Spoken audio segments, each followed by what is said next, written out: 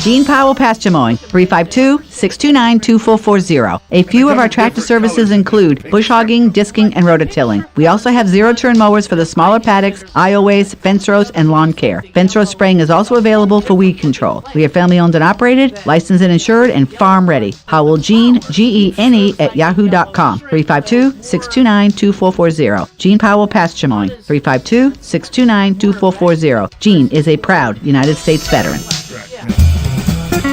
Hello, I'm Mark Sears with Regency Printing. With over 10 years in the printing business, I know you'll find Regency Printing the place for all your local printing needs. Plus, I have fax services, mailbox rentals, notary service, U.S. mail, pack and ship, all at one convenient location, 2375 Northeast 25th Avenue. Just look for the yellow signs. Regency Printing, 789-6683. That's 789-6683. Regency Printing. Get it for less at the DIY Home Center outlet. Get top quality real wood cabinets the same or less than the big box stores are selling the cheap stuff. And that's not all. Drywall screws big box stores are $6.47 a pound. At DIY only $4.99. Plus DIY has the largest selection of mobile home parts and accessories anywhere. From carpet to doors, get the DIY supplies you need for less. The DIY Home Center outlet. We are your building material closeout store. 2191 Northwest 10th Street, just 2 miles east of I-75. Buying and selling? Then you know about OcalaForSale.com, Marion County's internet marketplace. But there's something you might not know. I'm Michael Warren, president of USA for Sale. We created Ocala for Sale in 1998 with a passion to connect buyers and sellers and to help local businesses reach shoppers online. On Ocala for Sale, you're just a click away from thousands of deals for real estate. Keep it about 12 inches away, only because that way you have a place to put fertilizer that will reach down to the soil. But yeah, I would just do single layer. If you had laid it down and you were going to plant through it, you just cut an X, fold that back up underneath there to leave you a square, and then dig your hole in the center of that. But if you've already planted and you're going to put that over, yes, I would leave probably about a foot around the plant. That's not too much. I could go around with the torch and just cut the circle, and that way it'll keep it from shredding as much. Right. Yeah, that'll keep, because I mean, you can cut that with scissors. I mean, it's not going to shred once you've got it underground. You're not touching that area with a lawnmower again. So it's not like it's going to pull it up out of the ground. So your suggestion would be some type of mulch instead of like the gray ground. Yeah, Buying and selling? Then you know about OcalaForSale.com, Marion County's internet marketplace. But there's something you might not know. Broadcasting from the Ocala. And can be very hot. And at least with wood mulch, I'll give you the drawback to wood mulch, is it does break down, does need to be refreshed, I'd say annually. It probably would hold weeds maybe a little easier, because what happens is that the weed seed will blow in from the wind, from birds, from whatever, that lands on the top, it sprouts, it begins to root. In your rocks, when you get it in there, you're actually would be pulling them out of the rocks. With the mulch, you could actually rake the mulch out every couple of years, refreshing the whole area and getting rid of that weed seed and things like that. And rock, should 10 years from now you decide to move away and somebody else doesn't want it, that rock is hard to get rid of. Mulch will break down. Or if you decide to change it. Which type of mulch would you suggest? Melaleuca mulch is a great mulch. It's one that helps to eliminate the Melaleuca trees that were planted in the Everglades to dry it up. So it's one way to get rid of a pest tree, an invasive species. And then there's another couple of them that are out there, and I hate to mention name brands, but it's a eucalyptus and citrus blend, and it is by one of the big name brand gardening and fertilizer companies, if that gives you the hint. Okay, but it's eucalyptus, I'll remember that. Yeah, it's a eucalyptus and citrus blend, and those are actually grown for mulch. So they're not harvesting a forestry product, they're actually farming that product to harvest to turn into mulch. So it's a renewable resource. Cypress is not a real renewable resource. Your other ones are just simply hardwood mulches, but your melaleuca and the eucalyptus are also both insect resistant naturally. So termites and things like that, some of the cockroaches, cockroaches are going to be in mulch. That those kind of things are a little more, going to be less prevalent in those type mulches. Okay, and a pine bark is not as good. Pine bark can be a termite attractor. Oh. Yeah. Yeah, it can be. And anytime you're putting down mulch, even stone mulch, you don't want to get it piled too high up against the side of the house, whether or not it's stucco or siding, because it does leave a nice protected moist area for termites to come up. And there are termites in Florida. There's no getting around that. They are termites. Wood mulch, keep it away from the side of the house by a couple of inches. If you were to go stone, you could put it up against the house. Just don't go real deep. Okay. Wow, that was a lot of information. Yeah. I sure appreciate it. That's pretty good. And actually, your wood mulch, each 2 cubic foot bag of wood mulch, is 12 square feet, 2 inches deep. Each half cubic foot bag of rock is 3 square feet. So it takes a lot of rock to fill an area. Yeah, a lot of big price difference too. Yes, yes. Unfortunately, with the wood mulch, it is something that you do refresh annually. But then again, the look is nice once it's when you do it each year. Okay. Well, I appreciate it very much. Oh, you're welcome. Thanks for the call. Yeah, thank you. Okay. Thank you. Right. Bye-bye. Bye-bye. 622-9622 is the number to call if you have any questions. This is all about plants and wildlife and all, but every now and then you and I get to discuss some things, and I if I'm going to feel old, you're going to feel old. Oh, okay. Yeah. Yeah, we're right there in that. Yeah. Somebody just sent me this, and it makes me feel old. Uh-oh. It says, want to feel old? Bonanza premiered 60 years ago. The Beatles split up 50 years ago. Oh, that, yeah. Laugh-In premiered nearly 52 years ago. The Wizard of Oz is 80. Elvis has been dead 42 years. Oh, my God, yeah. The Thriller video, a 37-year-old would know that video because they were born then. Jimi Hendrix and Janis Joplin, one more year, they'll be dead 50 years. Oh, wow. John Lennon, he's been dead 39 years. 1980. Wow. 1980. Mickey Mantle retired 51 years ago. Back to the Future, 35 years old. Saturday Night Fever, 42 years old. Oh, my God. The Ed Sullivan Show ended 47 years ago. The Brady Bunch premiered 50 years ago. Oh, my gosh. The triplets on My Three Sons are 50. Yeah, there's a few more that I got to get to. Tabitha from Bewitched, 55 years old. What? She's our age. I got to get to there's 2 more.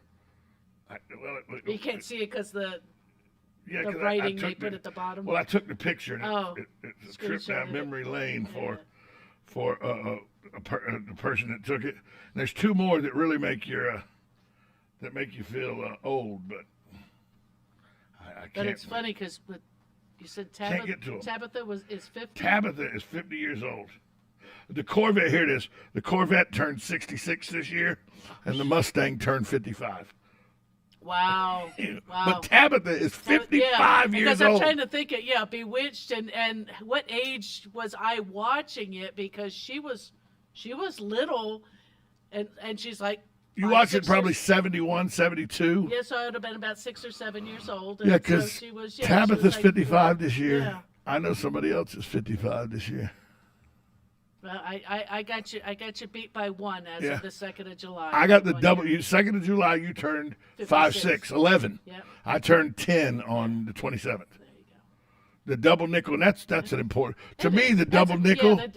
Yeah, that's a milestone. Well, I played football, and my number was double nickels. Oh, so to me, so 55 was much bigger. But birthdays, unlike plants where you need to worry about whether they're a year old or 10 years old. Right.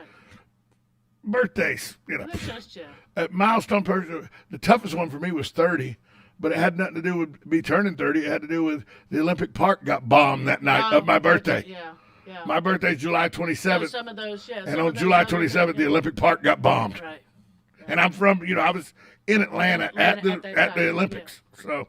So our milestones are measured in different ways, but it is, not until you start hitting that 75, 80, 90, 95, that's when they become true milestones. Tabitha's 55 years old. Wow. No, 55 or 50? 55.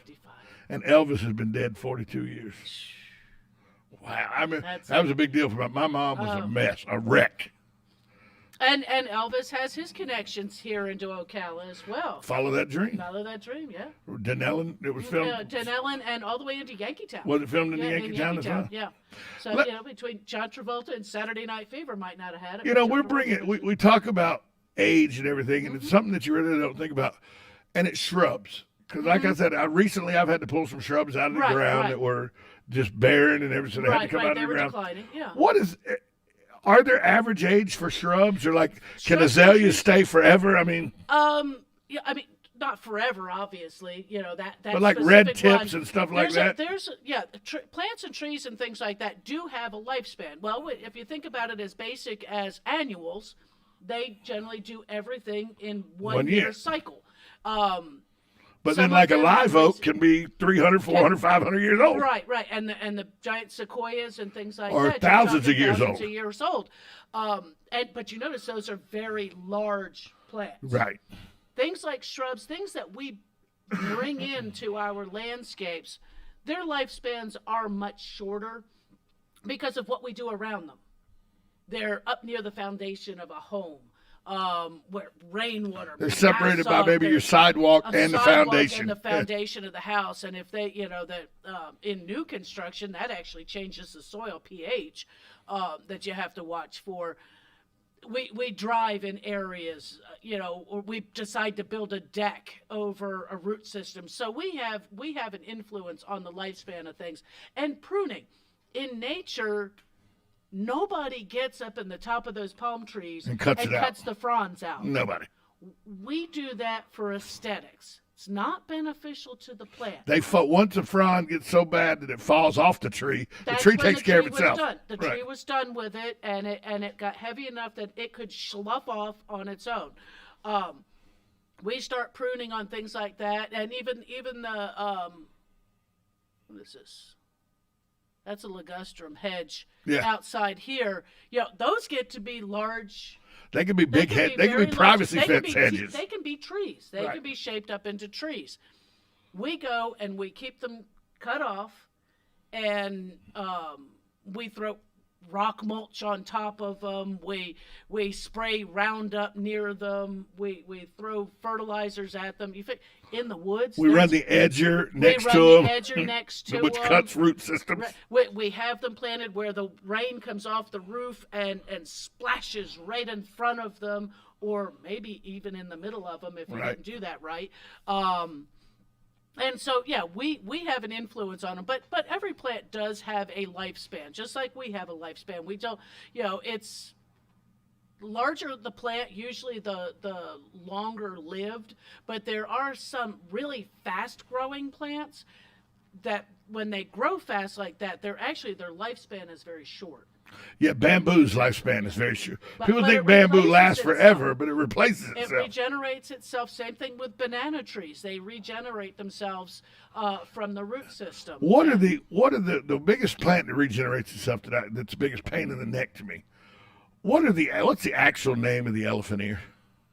There's the alocasias and the colocaceous. This is the big one. Yeah, I always get my alocasias and colocaceous mixed up. Kind of like stalactites and stalagmites. Right.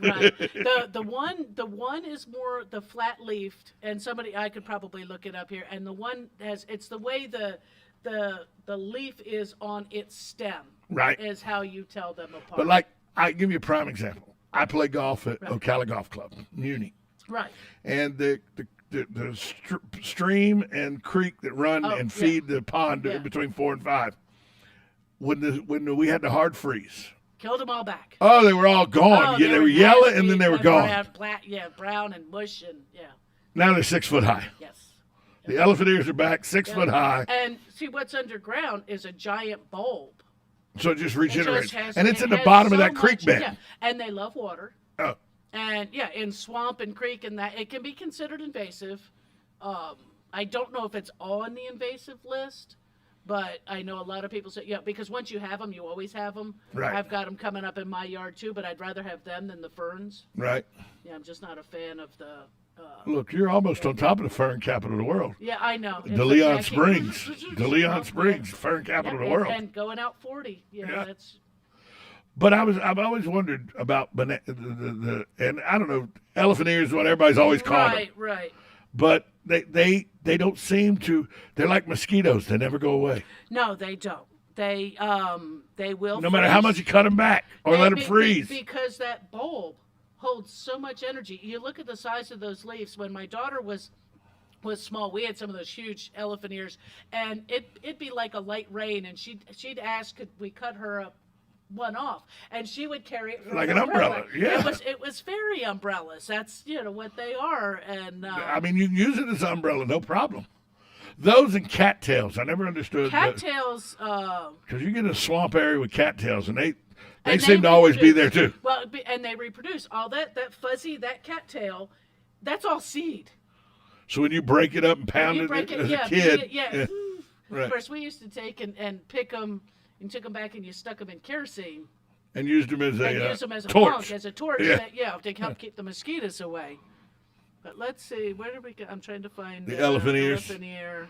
Give me its They're name. just, I mean. They're giving that the taro and elephant ears actually a little bit, are also colocasia. People will say they got I had a girl say, "Oh, I love my elephant ears," and she showed me what she was talking about, and it was the green spotted with the little red on it. Oh yeah. And I'm like, that's not an elephant ear. Elephant ear. No, that's. Elephant ears are huge. You can use them as umbrella. Right, and massive. Yeah. The elephant ear. It looks like they're going with the colocasia on that. And that does look like the correct. Well, no, actually. But they don't go away unless you get the bulb out of the ground. They're coming. Right. No matter how much you cut them back, they're coming back. They make more bulbs, and I mean, in the right spot, they look really cool. And they do where they have them at Muni. Mm-hmm. It kind of because of how high they let them grow and everything in the summertime. But they mow around them, so it keeps them under control. But it keeps those kind of change the way your eye looks and the distance and everything because they're right near.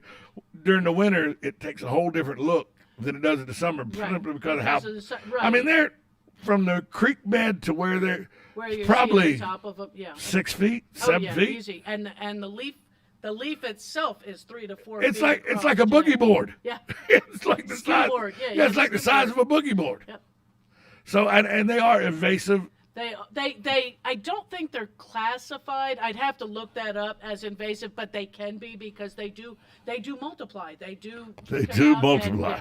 They're the rabbits of the plant world. Between those and if you have a shaded location, it's like the ferns and the elephant ears that if you've got them.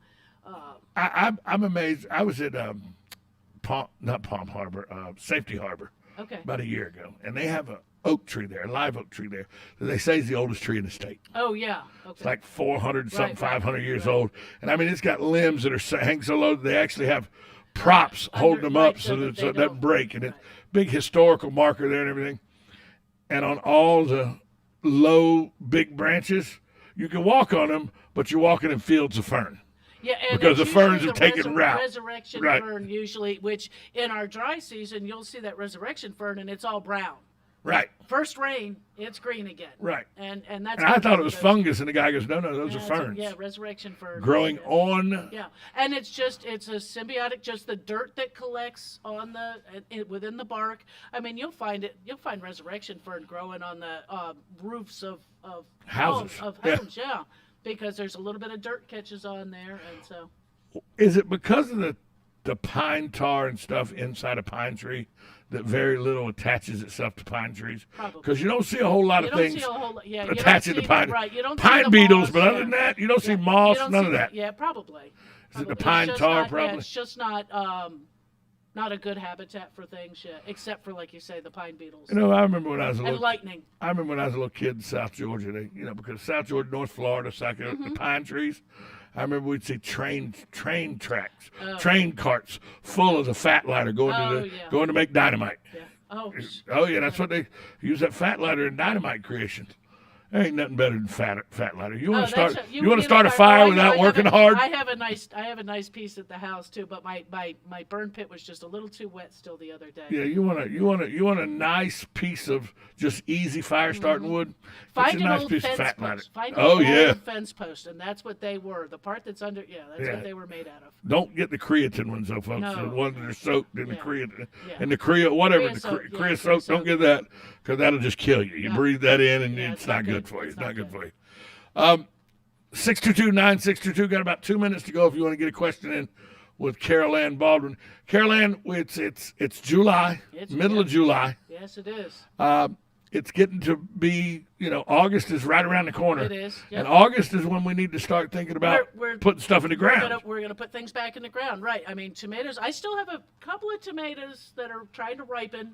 We got 2 more cucumbers. We had, when the sun came out for 2 days, I had 2 tomatoes blush out, and it's like, okay, you're trying to split. I'm getting you off the vine now. I'll finish you in the house before you split. And I got a couple more, and I'll get those out of there. Mine are all in containers, but I do have to freshen up the soil in there, add some more compost to them.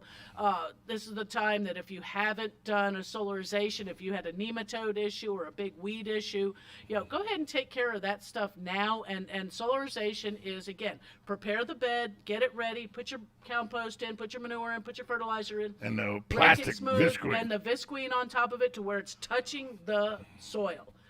That soil underneath there will get quite warm, killing off many of the organisms that you're trying to get rid of without using chemical. I have a question, and it's one as a golfer. Everybody wants to know. My golf club closed Friday and punched quarter-size holes in the green, aeration, and then covered them up with sand. They do that twice a year. Okay. Why? It's in order to help keep that. I mean, they didn't seed through? No, they just put sand in it because the Bermuda will cover. Right. It's in order to cover, because, like you say, they mow that so short that they have to cover, make sure that those rhizomes and things like that those root systems stay covered. And so they just run back through, putting the sand across, and then it puts oxygen down to the roots, back into the soil, so the water can perk through easier, but also protecting that root zone.